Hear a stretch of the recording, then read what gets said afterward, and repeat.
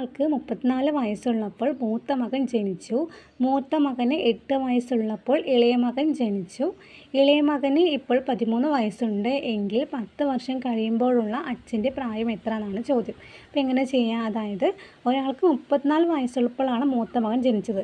അതായത് എത്ര? 34 വയസ്സുള്ളപ്പോൾ മൂത്ത മകൻ ജനിച്ചു. മൂത്ത മകന് അപ്പോൾ വയസ്സായിട്ടുണ്ടാകുമോ? ഇല്ല. 0 കൊടുത്തു. എന്നിട്ട് എന്താണ്? മൂത്ത മകന് 8 വയസ്സുള്ളപ്പോൾ ഇളയ മകൻ ജനിച്ചു. മൂത്ത മകന് 8 വയസ്സുണ്ടപ്പോൾ ഇളയ മകൻ ജനിച്ചു എന്ന് പറയുമ്പോൾ ഇളയ മകന് വയസ്സില്ല.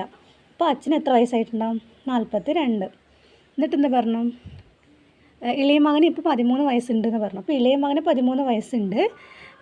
13 വയസ്സുള്ളപ്പോൾ എങ്കിൽ 10 വർഷം കഴിയുമ്പോൾ അച്ഛൻ്റെ പ്രായമാണ് ചോദിച്ചത്. അപ്പോൾ അച്ഛൻ്റെ വയസ്സാണ് നമുക്ക് നോക്കേണ്ടത്.